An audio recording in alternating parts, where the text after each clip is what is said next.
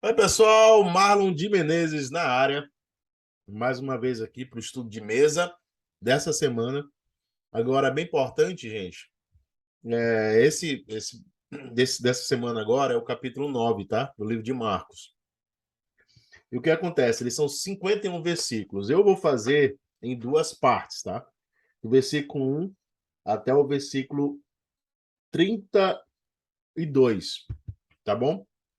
Para justamente não ficar uma aula muito pesada, para não ficar uma aula muito repetitiva, para não ficar uma aula muito grande, nós vamos fazer dessa parte. Aí na outra semana continua-se os outros versículos.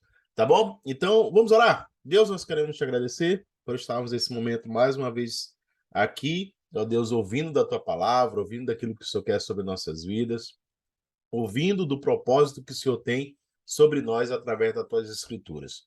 Nós queremos abençoar as pessoas que estão ouvindo essa palavra, que elas possam ser invadidas pelo teu amor, que elas possam ser invadidas pelo entendimento da tua palavra, assim como eu também, para que nós possamos sair aprendendo um pouco mais de ti, sabendo um pouco mais de ti. Assim nós te agradecemos e te pedimos no nome de Jesus. Amém. Então vamos lá, gente. Eu vou aqui compartilhar minha tela. Vocês querem um pastelzinho? Vou compartilhar minha tela aqui. Vou tentar passar os capítulos juntamente com o estudo, tá? Eu até aumentei um pouquinho aqui para ver se a gente pode fazer bem legal. Então, vou aqui, cadê Marcos capítulo 9? Tá aqui. A primeira parte, tá, gente? A primeira parte do Marcos capítulo 9 vai do versículo 1 ao versículo 8. Tá bom? Nós vamos ler aqui. Dizia-lhes também: em verdade vos digo que, dos que aqui estão, alguns há que não provarão a morte, sem que vejam chegado o reino de Deus com poder. E 6 dias depois, Jesus tomou consigo a Pedro, a Tiago e a João, e os levou sós, em particular, a um alto monte, e transfigurou-se diante deles. E as suas vestes tornaram-se resplandecentes, extremamente brancas como a neve, tais como nenhum lavadeiro sobre a terra as poderia branquear. E apareceu-lhes Elias com Moisés e falavam com Jesus.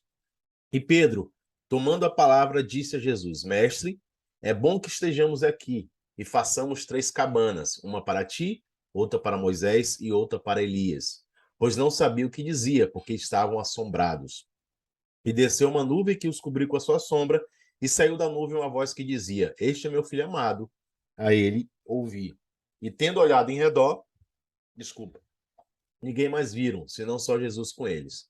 E descendo eles do monte, ordenou-lhes que a ninguém contasse o que tinham visto, até que o Filho do Homem ressuscitasse dentre os mortos. Olha só, o estudo aqui que nós temos, eu vou falar um pouquinho desses primeiros versículos, até o versículo, mais ou menos até o versículo 8. O versículo 1, tá? É a divisão do capítulo 8 para o capítulo 9. Então, o versículo 1, na verdade, é uma extensão do capítulo 8, tá? E é um versículo, é visivelmente conclusão do registrado no capítulo 8. Em verdade, é uma expressão de solene certeza, é a palavra grega amém, amém, do qual se origina o nosso amém. Então, ou seja, em verdade vos digo amém, tá bom? Ah, pá, pá, pá, pá, pá. Então, nós começamos aqui quando ele fala não passarão pela morte. O original é mais vigoroso de modo nenhum passarão pela morte. A vinda do reino de Deus, nesta declaração, tem sido interpretada de diversos modos, tá? Entretanto, no versículo anterior, Cristo fala do seu advento em glória, e nos versículos seguintes, Marcos registra a transfiguração. A vinda do reino pode muito bem se identificar com a gloriosa vinda do reino, no versículo 8, 3, 8, do qual a transfiguração de Cristo foi uma antecipação. Aí nós estamos aqui no versículo 2, que fala do Alto Monte, né? O Alto Monte tem sido tradicionalmente identificado como o Monte Tabor da Galileia, mas ele fica longe demais de Cesareia de Filipe. O Monte Hermon parece encaixar-se na descrição mais satisfatoriamente. transfigurado. Do grego metamorfo, que é a origem da nossa metamorfose, que se refere a uma mudança da forma essencial, não uma mudança superficial de aparência exterior. O corpo humano de nosso Senhor Jesus Cristo foi glorificado, e foi nesse corpo glorificado que um dia ele virá para estabelecer o seu reino. No versículo 3, ele fala que as suas vestes tornaram-se resplandecentes e sobremodo brancas, né? Então, como a neve. Não se acha nos melhores manuscritos gregos essa palavra. Então, lavadeiro é aquele que trata o pano novo, encolhendo e lavando, encolhendo-o e lavando-o. Aí nós temos aqui o versículo 4. Vamos lá. O versículo 4 ele diz assim: apareceu-lhes Elias com Moisés e estavam falando com Jesus. Pois não sabia o que dizer. Então Pedro, tomando a palavra, disse: Mestre, bom é estarmos aqui e façamos 3 tendas. Uma será tua, outra para Moisés e outra para Elias. Elias é uma transliteração da palavra grega usada para Elias. Porque Moisés e Elias foram os dois escolhidos para aparecer e não foi declarado. É digno de nota o fato de que os dois deixaram essa vida sob circunstâncias fora do comum. Mas ainda Moisés representava a lei, enquanto que Elias foi um dos profetas. O Evangelho de Lucas 9:31 declara que o assunto de sua conversão foi a iminente morte de Cristo, um tema que percorre todo o Velho Testamento, tanto na lei como nos profetas. É engraçado a gente falar sobre isso, porque muitas pessoas, inclusive os espíritas, eles falam muito desse versículo, eles falam que Jesus estava falando com mortos, né? Mas só que até hoje não foi encontrado o corpo de Moisés e Elias ele foi arrebatado. Então, ou seja, Jesus ele não estava falando com morto. E a representatividade de Moisés ali, ele falar sobre a lei. Então, ou seja, ele estava falando sobre a lei e estava falando com o profeta. Então, ou seja, é basicamente isso que a gente tem que interpretar, tá bom? E o versículo 6, que é: pois não sabia o que dizer, pois estavam eles aterrados. Aterrados, né? Ficaram com medo, ficaram aterrorizados. Vamos aqui, então. Agora nós vamos para outra parte. Estou gostando desse brinquedinho aqui, tá, gente? Marcos 6, do versículo 9 ao versículo 13. Vamos lá. E descendo eles do monte, ordenou-lhes que a ninguém contasse o que tinha visto, até que o Filho do Homem ressuscitasse dentre os mortos. E eles retiveram caso entre si, perguntando uns aos outros: que seria aquilo? Ressuscitar dentre os mortos. E interrogaram-no, dizendo: por que dizem os escribas que é necessário que Elias venha primeiro? E respondendo ele, disse: em verdade, Elias virá primeiro e todas as coisas restaurará. E como está escrito do Filho do Homem, que ele deva padecer muito e ser aviltado. Digo-vos, porém, que Elias já veio e fizeram-lhe tudo o que fizeram, como dele está escrito. Na verdade, Jesus ele está falando aqui também de João Batista, né? Mas vamos aqui no estudo para a gente ver o que ele estava falando. O versículo 9 dessa partezinha aqui da vinda do Elias, é a ordem para que não divulgasse as coisas que tinham visto, estava de acordo com a política de Jesus, de reserva para que as errôneas ideias messiânicas correntes não se inflamassem. Depois da ressurreição, o perigo de precipitar uma irressurreição popular não existiria mais. Então, a experiência do monte teria valor espiritual para os discípulos como confirmação de sua fé. Então, ou seja, por que Jesus, às vezes, ele falava, olha, esse milagre aqui não fala. Alguns outros, ele até falava assim, olha, vá lá, faça o sacrifício de Moisés. Então, ou seja, quando a pessoa fazia o sacrifício de Moisés, se tornava público aquilo. Mas só que aqui ele está falando para justamente aquela coisa de muitas vezes você falar uma mesma história, as pessoas acabam não acreditando mais naquela história, porque se fala muitas vezes. Então ele não queria que as pessoas falassem sobre ressurreição naquele momento, para que justamente o impacto da ressurreição dele fosse até maior. Versículo 11. O versículo 11 ele fala assim: e interrogaram-no, dizendo: por que dizem os escribas ser necessário que Elias venha primeiro? Então, a questão referente a Elias surgiu por causa da presença do profeta na transfiguração. Os escribas, nesse exemplo, extraíram o seu ensino de Malaquias, né? 4, 5, 6. Talvez os discípulos estivessem pensando que o seu aparecimento no monte era o cumprimento da predição, quando na verdade não era. O versículo 12, essa profecia foi confirmada pelo Senhor e o tempo usado, presente e futuro, indica que será cumprida no futuro. Elias virá e restaurará todas as coisas, antes da vida do Messias. Como, pois, está escrito, muitos estudantes encaram o restante do versículo como se fosse uma pergunta. Como está escrito? A vinda de Elias foi profetizada nas Escrituras. E o que dizer das profecias sobre o sofrimento e a rejeição do Messias? Cristo estava tentando despertar o raciocínio dos seus seguidores, para que entendesse que o Filho do Homem devia sofrer antes da vinda de Elias e do glorioso advento do Messias. E no versículo 13, e conclui essa parte, mas havia um sentido no qual Elias já viera, que é Mateus 17, 13, explica que ele estava falando de João Batista também. Isso não quer dizer que João fosse o Elias em pessoa, mas que ele veio na semelhança de Elias. Fizeram com ele o que quiseram, isto é, fizeram-lhe o que quiseram quando mataram a pedido de Herodias. Então, ou seja, o que aconteceu com João Batista, que é a mesma coisa, que fala sobre Elias. Isso não significa que Elias reencarnou em João Batista, porque, mais uma vez, voltando àquela parte lá, muitos espíritas eles falam sobre isso. Assim como a transfiguração, que Jesus estava conversando com Moisés, muitos espíritas falam que João Batista foi a reencarnação de Elias, quando na verdade não é. Era como se fosse Elias, como se o João Batista ele fizesse as mesmas coisas que Elias fez. É como se fosse uma continuação do ministério de Elias. João Batista fosse uma continuação do ministério de Elias. Tá bom? Vamos aqui para os próximos. O próximo é do versículo 14 ao versículo 30 ao versículo 29, tá bom? 14 ao 29.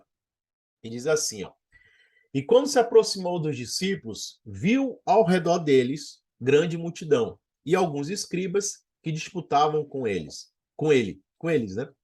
E logo toda a multidão, vendo-o, ficou espantada e correndo para ele o saudaram. E perguntou aos escribas, que é que discutis com ele? E um da multidão respondendo disse: Mestre, trouxe-te o meu filho, que tem um espírito mudo. E este, onde quer que eu apanhe, despedaça-o, e ele espuma, e range os dentes, e vai definhando. E eu disse aos teus discípulos que os expulsassem, e não puderam. E ele, respondendo-lhes, disse: Ó geração incrédula, até quando estarei convosco? Até quando vos sofrerei ainda? Trazei-mo-no. E trouxeram-lhe, e quando ele o viu, logo o espírito agitou com violência. E caindo o endemoniado por terra, revolviam-se, escumando. E perguntou ao pai: Quanto tempo há que lhe sucede isso? E ele disse: Desde a infância. E muitas vezes o tem lançado no fogo e na água para o destruir. Mas se tu podes fazer alguma coisa, tem compaixão de nós e ajuda-nos. E Jesus disse-lhe: Se tu podes crer, tudo é possível ao que crê. E logo o pai do menino, clamando com lágrimas, disse: Eu creio, Senhor, ajuda a minha incredulidade. E vendo Jesus, vendo que a multidão concorria, repreendeu o espírito imundo, dizendo-lhe: Espírito mudo e surdo, eu te ordeno, sai dele e não entres mais nele. E ele, clamando e agitando-o com violência, saiu e ficou o menino como morto, de tal maneira que muitos diziam que estava morto. Mas Jesus, tomando-o pela mão, o ergueu e ele se levantou. E quando entrou em casa, os seus discípulos lhe perguntaram à parte: Por que não o podemos expulsar? E disse-lhes: Esta casta não pode sair com coisa alguma, a não ser com oração e jejum. Vamos lá ao estudo dessa pequena partezinha aqui. Essa aqui é a parte maior, né? Tomado de surpresa, as explicações referentes a esse espanto se reduzia a duas possibilidades. Uma, versículo 15, né? Vamos ler o versículo 15 para justamente a gente não ficar viajando aqui. O versículo 15 ele fala: E logo toda a multidão, ao ver Jesus, tomada de surpresa, correu para ele e o saudava. Esse tomado de surpresa, as explicações referentes a esse espanto pode se reduzir a duas possibilidades. Uma, ficaram espantados por conta do resplendor que ainda havia no rosto de Jesus, em virtude da transfiguração, quase a mesma situação que ocorreu com Moisés, quando ele subiu ao monte. Outra, o espanto foi causado por conta da aparição oportuna, mas inesperada de Jesus, no momento embaraçoso da derrota de seus 9 discípulos.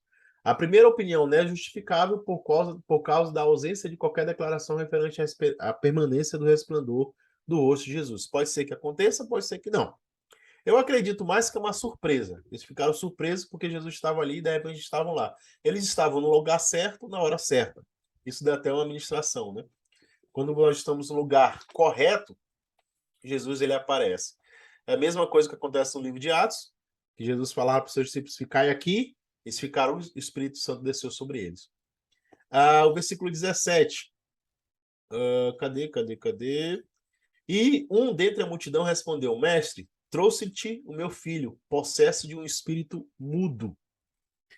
Né? O espírito mudo, versículo 17 aqui, era um demônio que afligia o rapaz com mudez e surdez.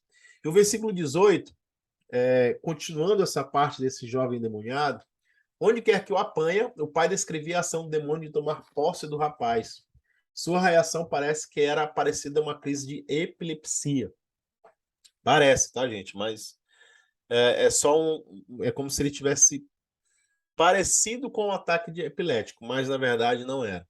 Está claro que os discípulos foram fracos por causa da incredulidade.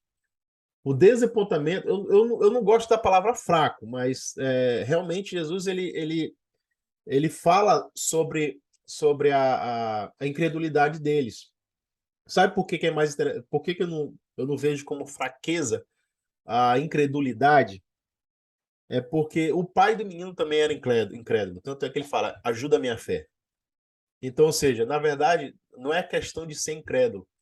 É que às vezes nós, por estarmos com o peito muito, eu conheço a Jesus, eu faço as coisas que Jesus manda eu fazer, a gente acha que Deus ele está numa caixinha e que nós podemos fazer tudo a partir daí.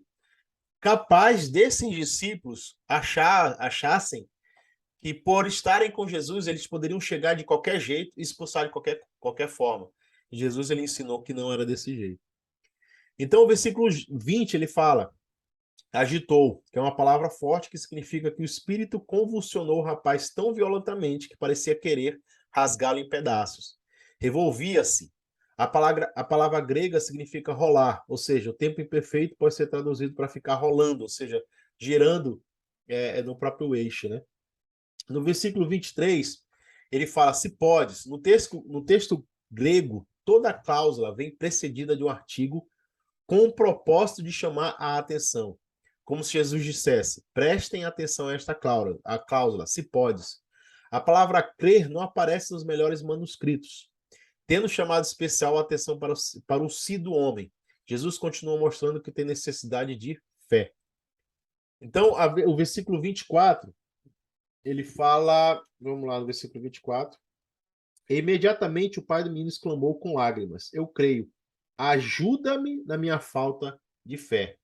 A angústia que encheu o coração do pai, que foi descrita por sua resposta imediata, quando disse exclamou, com exclamações quase contraditórias. Ou seja, ele cria, mas estava com falta de fé, que lutava contra o seu desejo de confiar irrestritamente.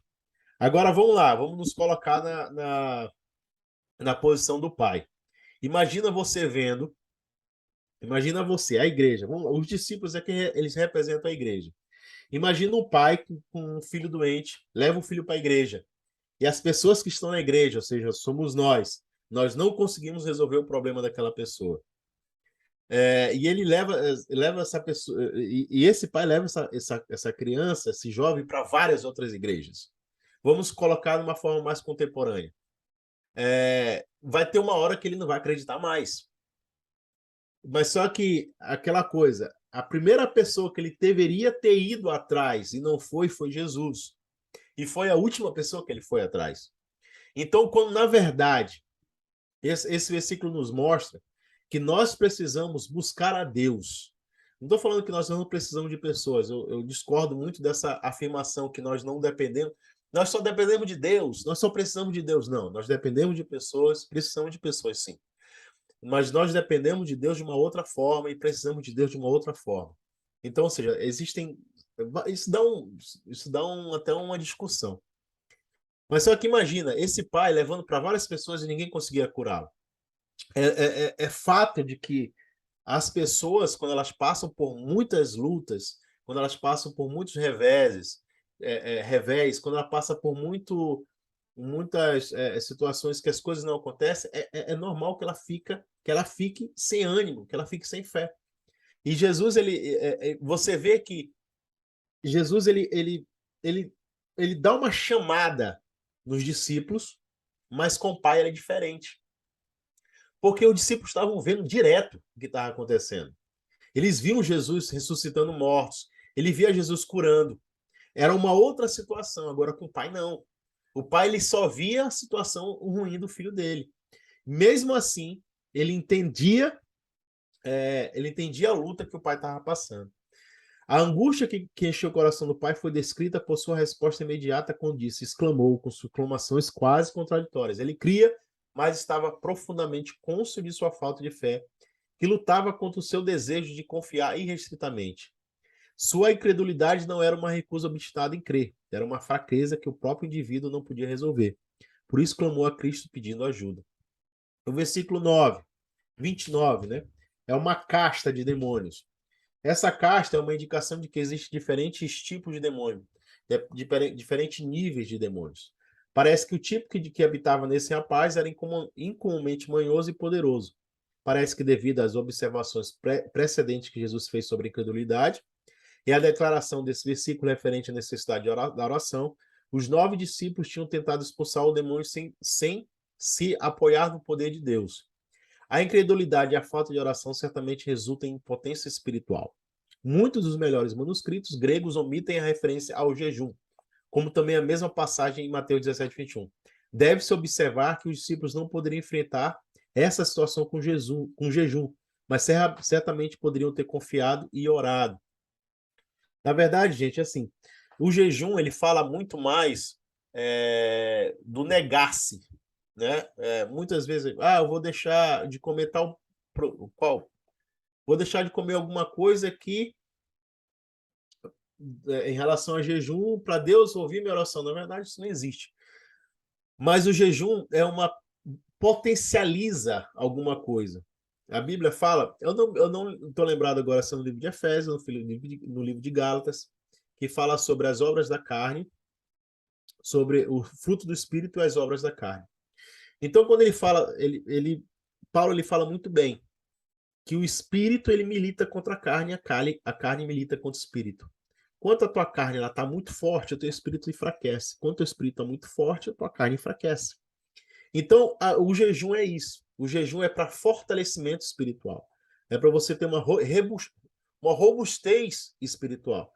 Então, o jejum não é só uma coisa de você tirar um alimento. O jejum é para você ter um fortalecimento espiritual. Quantas vezes eu jejuei e eu estava passando por alguma situação difícil e através do jejum Deus me deu uma resposta de alguma coisa. Então, isso é claro. O que nós devemos sempre estar atentos é ter uma vida regrada em oração e também em jejum. E para terminar aqui, tá, gente? A última parte, que é o versículo 30 ao versículo 33. Vamos lá. Só para terminar aqui. E tendo partido dali, caminharam pela Galileia e não queria que alguém o soubesse, porque ensinava os seus discípulos e lhes dizia: o filho do homem será entregue nas mãos dos homens e matá-la-ão, e morto ele ressuscitará ao terceiro dia. Mas eles não entendiam essa palavra e receavam interrogá-lo. Daqui é só para a gente terminar, tá, gente? Tá aqui, tá na última partezinha. Ensinava, o versículo 31, ensinava os seus discípulos que durante as retiradas, essa foi a principal ocupação de Deus, Jesus, que ele continuava ensinando os discípulos. E muitas vezes, pela revelação não vinha toda a revelação, às vezes ele não entendiam algumas coisas. Ele ficava meio obscuro. Imagina, gente, vamos lá, vamos nos colocar na pele dos discípulos. Você anda com um homem que faz milagres, que ressuscita mortos. É meio difícil na tua mente acreditar que esse homem vai morrer, porque você acha que ele é todo poderoso. Na verdade, ele é todo poderoso, mas só que ele tinha que morrer. É muito difícil na nossa mente ter esse tipo de entendimento. Mas é o que foi que aconteceu. E o centro do ensino era a sua morte e a ressurreição que se aproximavam. Então, gente, acabamos por aqui. Vou comer o meu pastel. Que Deus te abençoe. Na próxima semana, nós vamos continuar os outros versículos que restam agora do capítulo 9, tá? Como é um capítulo muito extenso, para não ficar cansado para você, para não ficar muita informação, nós temos a mesa de hoje, que foi isso, tá bom? Deus te abençoe. Não esqueça de compartilhar esse conteúdo com as pessoas, não esqueça de curtir, não esqueça se de repente você não é inscrito no canal, se inscreva no canal, que com certeza você vai ser abençoado com tudo que nós estamos fazendo aqui. Deus abençoe, tamo junto!